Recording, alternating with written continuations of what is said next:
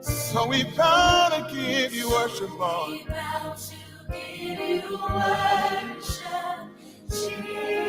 We lift our voice and say, you are, you are, you are. Oh, you are the only one. And all our fears are swept away. As we see you,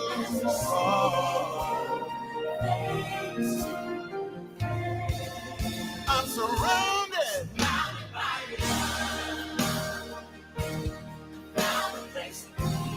Found a place of praise. Wrapped in your embrace. And I don't wanna here in your presence. Such a sweet relief. I can feel your joy rushing over me, and I don't wanna. Come on, help me say, oh, say, oh, say, oh, I don't wanna leave. I wanna stay right here in your presence. Forever, Lord. Oh, God. I don't want to leave. Come on, let's say it one more time. Say, oh, wherever I go. Oh, I don't want to leave. Say, oh,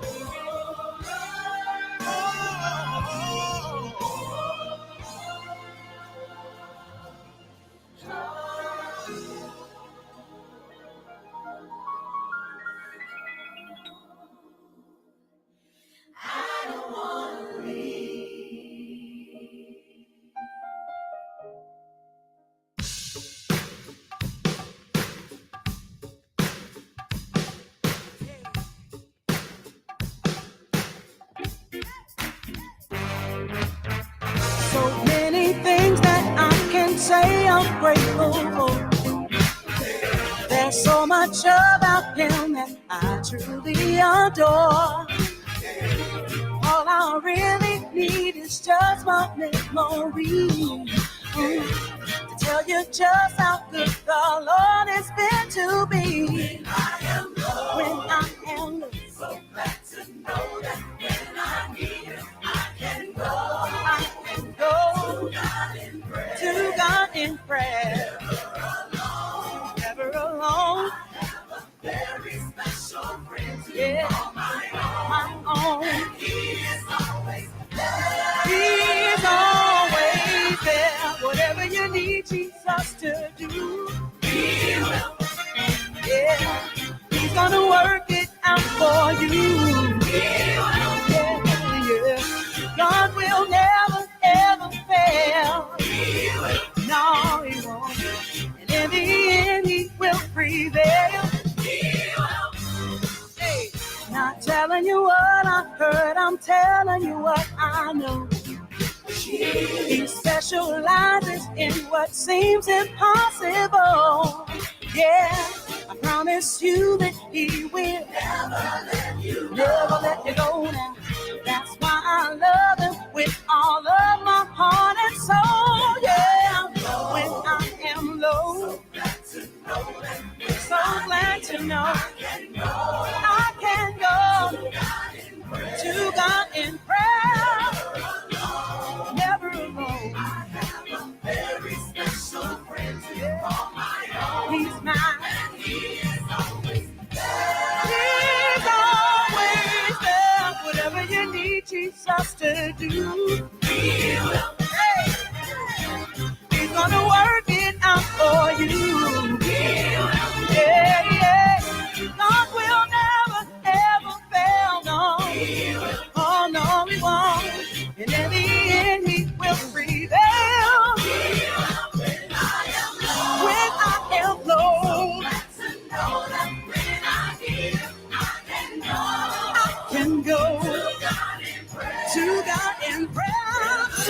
public invitation for everyone to turn into the flow of WDDO. The views expressed on this program are not necessarily the views of the Glory 980 AM, the Glory Media Group, LLC, WDDO AM, its staff, management, or advertisers, but are the views and opinions of the participants of the broadcast. It is now time for the live broadcast of the NAACP with Gwenette, Westbrooks, and Mr. Dumas. Good evening, audience. Good evening. Good evening and welcome to another segment of the NAACP Truth Show. I'm Willie Dumas, your host, along with President Westbrooks, and we're so happy you could join us today on this beautiful Monday. Halloween is gone, but it seems that there's still some ghosts and goblins hanging around.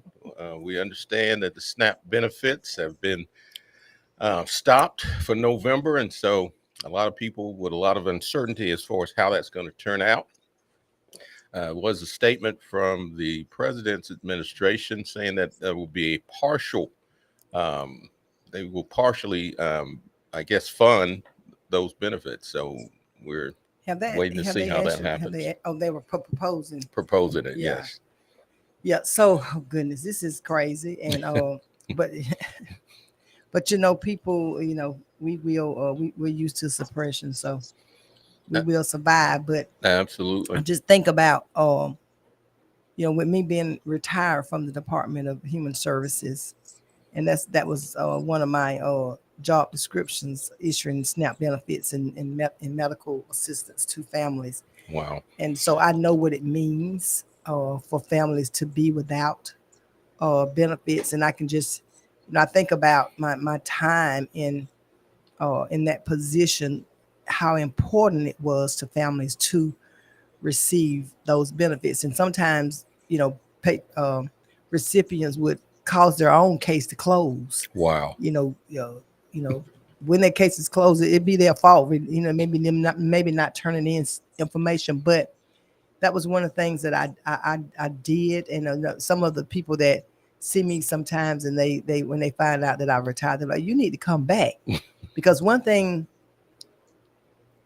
that I did, when people cases closed, you know, I did what I could to make sure that they got their benefits, not wait. You know, they tell us, well, you got 30 days, but you don't have to make somebody wait 30 days Right. just because you have 30 days to work their case. I know the importance of, you know, people having the benefits that they need. And so I would do everything. Sometimes I would work off the clock. I got in trouble for that. But Trying to make certain that people, they get their, you know, and they was like, benefits. yeah, I see that you working the entire, you know, you're supposed to be off. So, you know, making sure that families had their benefits, because sometimes all of us get caught up in time and maybe forget to turn in something or forget to do something. And just like I said, just because the policy said they had to wait 30 days, that don't mean that I had to take the whole 30 days Right. and work their case. But, you know, and I'm so tired of people just, you know, well, now they can't sell them, and now, you know, they sell them in every and I'm gonna say that it is true that people do sell their benefits, and for whatever reason, I don't know why they shouldn't be doing it, because you know, there's punishment if you're caught for selling Absolutely. your benefits. So they could actually be banned from getting it. Just depending, you have so many steps. You know, if you get caught the first time, the second time, and the third time, you actually banned or whatever. But the fact is that people are on this assumption that people that receive SNAP benefits don't work. Right. And it's just a mischief. I don't know where they're getting this information from. And even with, you know, it's crazy. And then they have a work requirement also. That And they so have to. they have a work requirement. And most states have a work requirement that you have to be working in order to, you know, get benefits if you're not disabled, or, you know, depending on your age, because they do have an age cap where if you're a certain age, a work requirement is not required. But for the most part, people are employed. Right. And I get so because tired. it's not even based on income, right? No, the benefits are based on income. It is based on income. So it just depends on what your income is. Depending on if you're well, if you're actually the amount that you're receiving. Right. So you don't have to be a Under the certain poverty. age or anything like that to receive SNAP benefits. But if you there's certain things that they use to determine your eligibility for them. Okay. And that's like income, how many people in your household, and then other things. There are other factors that factor in how many you would actually receive once approved. Is how much you pay for rent, how much you pay for utilities, and different things like that determines the amount. If you pay utilities and rent, you'll get more benefits. But I just think about our people that are our recipients that are disabled and Right. elderly, and so they get less. A lot of times they get less because, and this is so crazy to me. I've worked there, but I didn't disagree with the policies. Not all the policies, and it's not they're just administered through the state. SNAP benefits are federally funded, and I think that's what's really going on, because they have enough votes to pass whatever they want to pass. Exactly. I think that he's forcing the states, because that's part of the big beautiful bill is to shift the responsibility of SNAP benefits to the states, and I think that's what's happening. The reason they're holding out on this trying to put it on a certain part of the reason they won't pass it, they can't pass it, but they're making people choose between food and healthcare. Exactly. And so it's just crazy that I read Governor Kemp's explanation, and basically what he's saying is he don't want to do it because he don't know how long it's going to last, and if he does it, then he's going to probably end up continuing to do it, and that's what they're trying to shift anyway. But we've actually issued an NAACP, myself, in the current president has issued a statement asking for them to do some type of supplement to issue SNAP benefits to the families. We have to take care of our elderly and disabled, and we have children. And I was listening to, I've been seeing a lot of posts being made with Muhammad Ali. I don't know if you've been seeing it, but I've been seeing a lot of posts, and he's always taught with a lot of wisdom.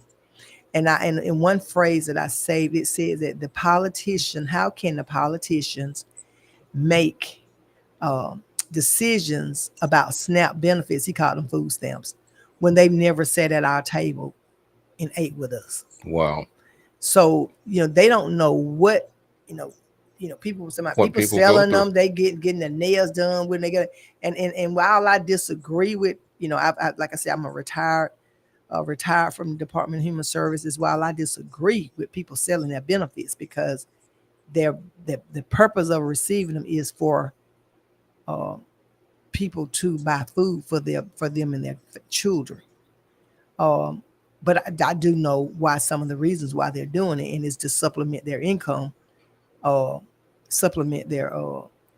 because they're not making enough money to pay their bills. I know what's going on, and it shouldn't be. It's no excuse for it. They shouldn't be doing it. Well, I'm not gonna say it's not an excuse, but I'm saying that they shouldn't be doing it according to the law and the policy. But I do know, people have come up to me in the grocery store, and I'm like, look, I work for DFAX. And they're like, oh, excuse me, ma'am, I'm sorry. But this is so sad, because you are actually starving our children. Right. It's not about the adults. Means. It's about you're starving our children, our people that are disabled, that are older, and it's just so sad, because you can never get ahead. Every time they go up on their SNAP benefits and they get a raise from Social Security or SSI in January, they decrease their benefits. Wow. And I'm not understanding if you're receiving supplemental security income, you are already living below the poverty level. Right. So why is your income being used in the first beginning to receive SNAP benefits? Because you're already living below the poverty level. So, when they get a $50 raise in January, their SNAP benefit is going to decrease. Wow. Because of that $52. You can't win for losing. Some of the statistics I heard is that 1 out of 8 people receive SNAP benefits. I guess in the state of Georgia, 1 out of 8. And the thing about it is, people don't get the same amount. Right. I remember my mother-in-law used to get $19. We were like, we'll just give you $19. It's not Wow. even worth digging up all this paperwork, having to send all this stuff in. Life insurance information. Not life insurance. That was something else. That was Medicaid or medical assistance. But just having to send all this information for $19. And so that's what I'm saying. That a lot of these elderly people don't get enough to even go through some of the stuff that they have to go through, and then they taking that away. You know what I'm saying? It's crazy. And then you got people having now to make decisions, and that's why every year when we did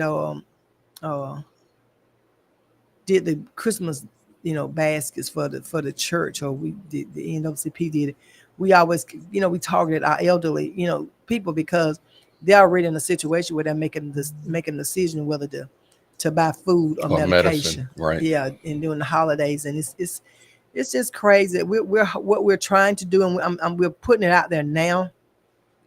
That's something that we've been talking about on a state level, but something that I wanted to was wanting to do. And if you're listening to me, and what we're trying to do, the NAACP here in Macon, we're actually doing it all over the state of Georgia. We sent out some information to all the branches, but we're asking, we need to get phone numbers. If you are listening, if you are a member of a fraternity or a sorority, if you are a moderator or in Macon Bib, or if you are a pastor that's over certain churches in the Macon area, we're asking for you can contact myself or Mr. Dumas. My number is 478-390-7759. And my number is 478-284-3459. And what we're trying to do, we're trying to form a partnership so we can help these families that are affected by SNAP benefits being reduced, and the federal workers that have been shut down. So what we're trying to do is do like baskets coming up to Thanksgiving, so we will be able to help those families that are in need, and we want to be able to do non-perishable items. We want to be able to do maybe like a ham or turkey or something like that to go in these baskets. So we're asking for us to actually collaborate and come together with funds, and so we can be able to do this. So if you would, or you can call our office at 478-305-3697. So we can try to get together. We want to schedule a meeting with all the fraternities and sorority presidents and with the pastors to see if we can collaborate, because I think it would be rather more effective if we could collaborate and bring our resources together. We'll be able to help more people. Absolutely. And the food banks are being strained all across the country, because I normally help with the food bank at a local church here in Macon, and you notice that the items, are dwindling down. You're not getting as many items that you would usually get. Right. And most of those service a lot of the seniors, Right. And so it's becoming even more of an issue now that more people will. But the Bible is so fulfilling. Things. The Bible is fulfilling. And, absolutely. And I just don't understand how a person can have the entire United States in a state of emergency like this. Right. It's crazy. It's something not right. Right. And seem like folks are not paying attention. It's something not right that you would cause families to suffer like this. And particularly children. That's that part. I was particularly at, children. and then people get this wrong. I was at the wing place last week, and it's a guy walked up to me. He was like, "Ma'am, can you buy me something to eat?" Somebody sitting in their car in my business. They should, minding my business. So I got out. The guy was talking. He was asking me to buy him something to eat. So this guy was sitting in the car, and he was just begging me not to help him. He was just telling me no, throwing signs not to help him. And so he said, "Don't give him." I said he didn't. Don't give him any money. I said he didn't ask me for any money. Right. So I had my little niece in the car, so I didn't want to have to strap her back out. So I called the lady, stood in the door, and I called the lady. And I gave her my credit card and asked her could she purchase him. He just wanted some rice, fried rice. Right. And so I just gave her the money to get him fried rice and a soda. And so when I got ready to go back to my car, he said he needs to have a job so he can. I said, first of all, sir, you don't know whether he got a job or not, or had a job. I said, you don't know whether he disabled or not. And so I said, you can't judge people, everybody. He just think that he was just a bum. I said, he didn't ask me for any money. He asked me for something to eat, and that's what I did. Right. So I don't give money anyway to people that ask me for money for food. I want to get something to eat. If you want something to eat, then I'm going to buy you something to eat. I'm not going to give you any money. Absolutely. But you're just all in my business. Same thing happened to me just the other day. I think it's more frequent now. You got more people that are asking for food, and they're very direct. As you mentioned, they're not asking for money; they're asking for food, and so right. It's hard to turn people down when it comes to hunger. But people are so judgmental, right? And it was somebody who didn't look like us, telling me what to do with my money. Wow. And you judging people. You don't know whether he's had a job, he's a federal employee, been laid off, or you don't know. But you just judging people, and you telling me don't buy. I said, well, sir, he didn't ask me for any money. But it's crazy. And I think it's going to take, the community's effort in these types of situations to do what a person can do. If you can help. I got a big backyard. I'm gonna start planting me some cabbage and collards and exactly. And I can remember I was telling somebody else. I remember when the Mother's Day storm came, and I had cooked Mother's Day dinner, my Mother's Day dinner prepared, and the storm came, and I had baked chicken and dressing and collards and macaroni and cheese and candy yams and all this stuff. And I had already baked my cakes. And I'm like, Lord, what I'm gonna do? I don't have no electricity, blah blah blah. And so myself and my neighbors got to talking, and like she said, well, my stove is working. So I took my dressing and chicken to her house and cooked it. And so I just fed the whole neighborhood in that little area where we were. So that's what we're gonna have to. That's what we're gonna have to do that, and we have to until we can get this get something resolved. But we're gonna work it out. Because I think they're waiting on the judge ruling. I think it's 2 judges that's ruled that they have to fund it, and so they're waiting But who in their right mind put the whole country at risk like this? Exactly. It's just crazy. And but again, back to voting. Right, which tomorrow. Which back to voting. That's why we're in the situation we're in, because some of us chose to stay at home, don't vote. So maybe hopefully this right here, I always say it, God allows stuff to happen that he doesn't make it happen, but if it arises, he allows it to happen. Because sometimes it takes something like this to wake us up. Because next time y'all gonna go vote. Y'all gonna go vote next time. I bet y'all ain't gonna stay at home. Y'all gonna go vote next time. So, but laying all that aside, we do have an election. Mr. Dumas, you want to tell them about that? Right. Tomorrow, of course, we just ended early voting. I got the opportunity to go ahead and early vote. So, in Bibb County, of course, we've got you got to go to your regular precinct. Right.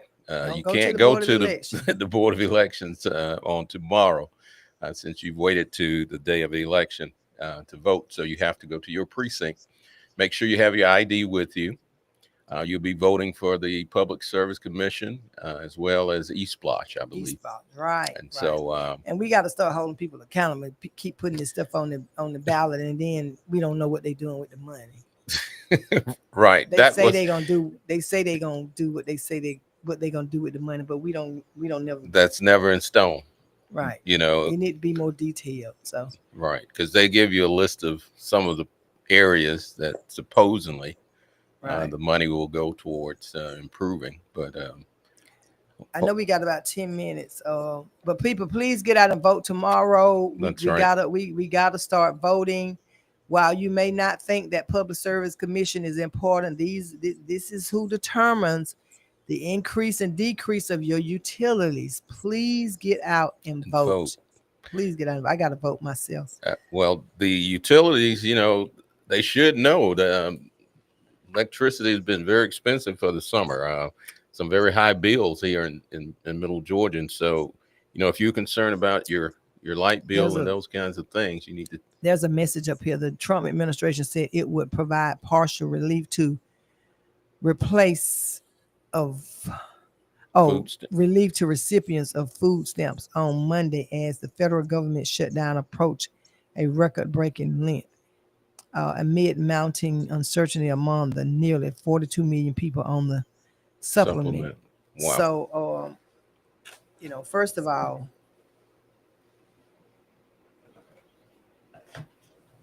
the shutdown, they don't have anything to do with snaps. They got enough votes to do what they want to do. Right. And it seems that, you know, they're holding people hostage over, you know, various things, and particularly the most vulnerable. You know, when you start holding children, right, and these elderly people, yeah, and they you know, they're hurting kids. You know, I think about the Black Panther. You know, I was seeing a couple clips on that. Was talking, you know, because they started the food program. Free food program, you know, back during the Black Panther days. So we just got to take care of our people, and so that's why I say I want, even though they're gonna do this partial thing, it's coming up to Thanksgiving, and a lot of people who have been and jobs have been shut down. We want to be able to help those people too. So I think as we can all collaborate and partner together, we will be more effective in helping. Not only people or recipients of SNAP benefits, but the community as a whole who've been affected by the shutdown. Exactly. Now, I see also in Houston County, they have a lawsuit, a discrimination lawsuit. It says Houston County Elections Board hit another lawsuit over discrimination. And so that's something. What was that about? It has to do with certain people were not allowed to vote at their particular precinct. And they filed. I think it's 2 individuals that filed suit against the Board of Elections there in Houston County. But one of the things we're probably going to be looking real close towards with the upcoming election for the midterms is, you know, poll monitors and those kinds of things. There's a lot of intimidation things that they feel will happen as far as people being there at the polls, kind of discouraging or frightening people from the polls. I've been being briefed about a lot of things that the state is doing. I was, you know, briefed on pending lawsuits that we have, and I think that's one of them that's pending. Right. And with this intimidation with the, you know, at the polls and different things like that. So yeah, no, I think that's one of the lawsuits that we have pending. So I had to be briefed on all that stuff. Because I can recall, you know, back during the election when Barack Obama ran for president, and all the monitors that were here in town, you know, you saw people you never saw before, just, you know, at the polls, and a lot of them, you know, they were in these vehicles, you know, with tinted windows and all of this. We had a year before last, we were at the administrative courts. We were here with the State Board of Elections. I think some Black Voter Matters workers were right. Intimidated. And this lady, I think she had a gun. I think she Right. came. Were you there with Yes. me when we went to the hearing? Right at It was Mercer Law yeah, School. she just walked up to these people, the black voters, and they were trying to charge the Black Voter Matter, the people volunteering with them, bring charges against them, and I think they ended up doing something to her. Right. Because she was basically really out of line, but they are it's gonna be, I think it's gonna be worse before it gets better, because I think and I think people are afraid, because I think more people are gonna get out and vote this time, and and I'm hoping they do. I hope this situation has awakened a lot of people who choose not to. Or I know people who ask me, well, what do I need to do to get registered to vote?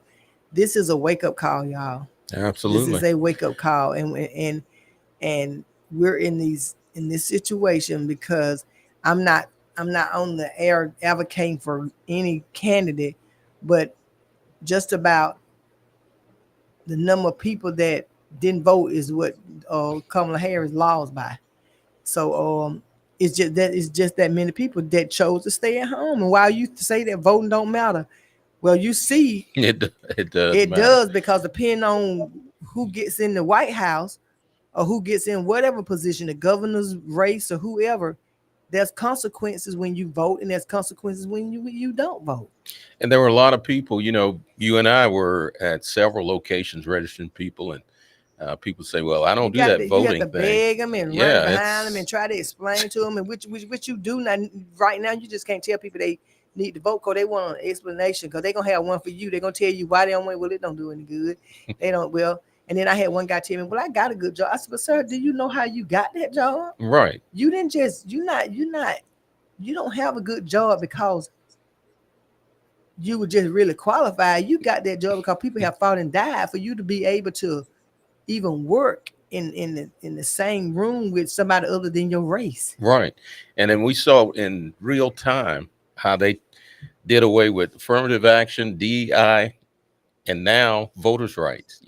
Voters' right is up on the attack. Right. So we talking about now was in Louisiana, the Section 2, trying to get rid of that, and we talked about that a little bit, because even though if they pass that, then it's gonna go. Folks are gonna be trying to do that across the state of Georgia. Absolutely. I mean, state of the United States, not just state of Georgia, but the whole entire United States. People are gonna be using it. They're gonna be using that, because that's the reason why the Voting Rights Act was put into place. Exactly. Because of race. Right. Because every race was allowed to. Well, white men could vote. White women couldn't vote at first, but in the 1920s they were able to vote. Blacks, Latinos, other people, we were not able to vote, and people don't understand. They had jelly beans in a jar. You gotta count them in order to determine whether or not you were able to competent enough to vote. And so it was about how do you use that against us when it was about race. Georgia, among other states, had to be. That's why it was put in place, because of race. Because there were when they did pass the law, we had to have a protection, because there were things done that, like I say, count jelly beans in a jar to determine whether black folks could vote or not, whether you could count, or whether or not you could read. And so all of this stuff was because of race. And so they're using that. They were like, you can't use race to in the Voters' Rights Act. Well, that's why it was put in place. That's just crazy. Yeah, they're using reverse psychology in a lot of these situations. But we've got to wake up, folks. This is a crucial time in America where voting is crucial. It's not just critical, needed, it's critical. It is a critical moment. If you don't think that the urgency is now. Absolutely. The urgency is now. And I don't see how anyone could not see that with everything that's transpired. Even over the weekend. You provide rides to the poll. You walk right through the neighborhood and say you got anybody need to go vote. They be running from you. They see you coming. If you have the sign on your car saying they go in the house. They get up off the porch and go in the house when they see you come down the street.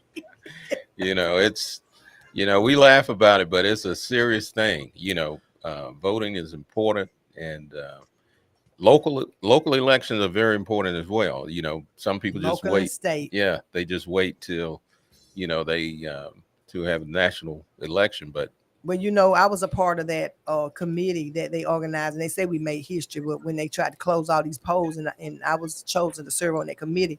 But they was trying to close these polls, but we was able to show them that we're just talking about state and local election. When the president's election come, people actually got out and vote. They was showing Right. all these low voter turnout, but not doing the president's election. So we got to educate people on the state and local election. absolutely, Our we've run out of is time. ran. We was intending to talk about the Freedom Farm Bank, but we'll talk about it next week. Absolutely.